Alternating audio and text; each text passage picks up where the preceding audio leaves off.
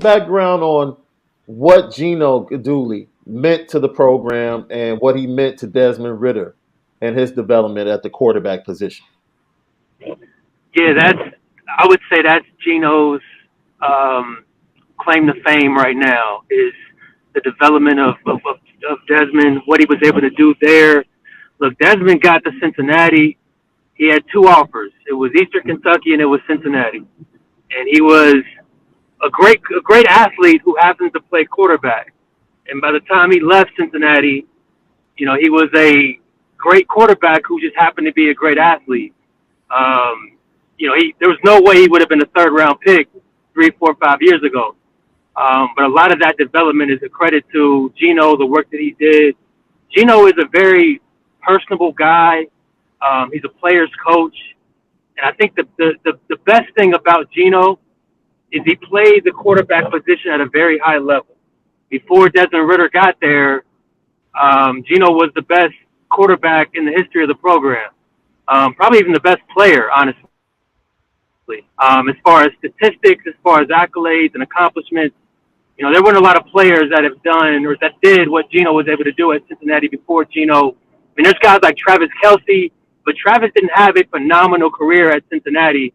Gino was a 4-year starter, owned all the record books, all the records, all that stuff. So it was special for Gino to be able to build something at Cincinnati, and then to have a player like Desmond who bought in, and he was really able to help him develop and grow and understand and dissect defenses and really understand the game of football from not an athletic perspective, but from a quarterback perspective. It's, as you guys know, man, it's a hard position. There's a lot of things that goes into it, and it takes a lot of time to really be able to learn and understand the complexities of different offenses and defenses. So Gino Guidugli was a big part in Desmond Ritter's maturation and development, and helped him to become the player that he was today. But yeah, Gino was huge for that program, and the fact that now he's going to Notre Dame, where he can kind of nestle in with Marcus Freeman and Mike Mickens and the other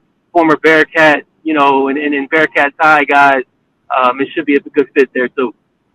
Yeah, you talk about Bearcat High. It seems like a lot of those coaches have found a way or found their way to South Bend to be on the coaching staff in connection or under Marcus Freeman.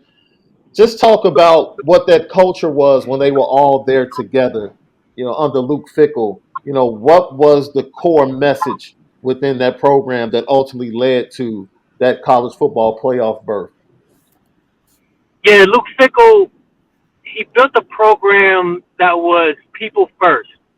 And I know that everyone says that. They want you to feel like you're more than just a jersey number. You're more than just, one of the scholarships. But Luke Fickle really took that to heart. He built a program and a staff where he had close ties with these guys. A lot of blood, sweat, and tears with these guys. Like he knew Marcus Freeman since Marcus was 15, 16 years old. So they had a close bond, and what he wanted to do was just really build something. Luke Fickle is a big family guy. His family means a lot to him. Marcus Freeman the same way. And so that's how they wanted to build the program. Family first. They wanted to feel truly like this is a family. And they took that to heart. And it really trickled down to the players on the field. It was a true brotherhood between those guys. And, I've been around a lot of programs in my career. I don't know if I've ever seen a more close-knit group between the players and the coaches. I think those guys had a great deal of respect for Luke Fickle and the coaches there.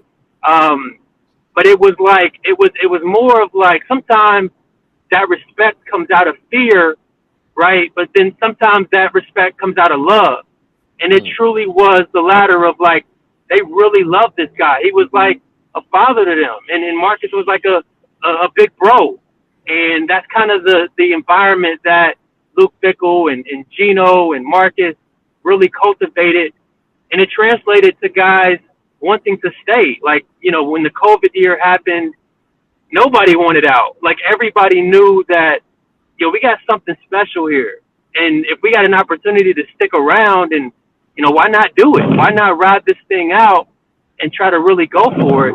And I think what we all saw was the culmination of a playoff berth and a historic season by those. It wasn't a flash in the pan kind of deal. It was something that they built over a sustained period of time. If you look at Cincinnati for those 3-4 seasons before that playoff berth, it was a continuous climb.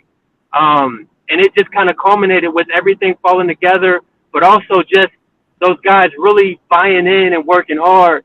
And it was really something special to watch. So, and it's cool to see now that Gino and Marcus can kind of try to find that same spark in South Bend. And it's not just those guys. I mean, it's everything that they built there with the recruiting department that are former Cincinnati guys. And I mean, it's really something that where they've tried to, keep that momentum going and bring it over to South Bend. So it's just going to be interesting to see if they can really get some things going there in Notre Dame.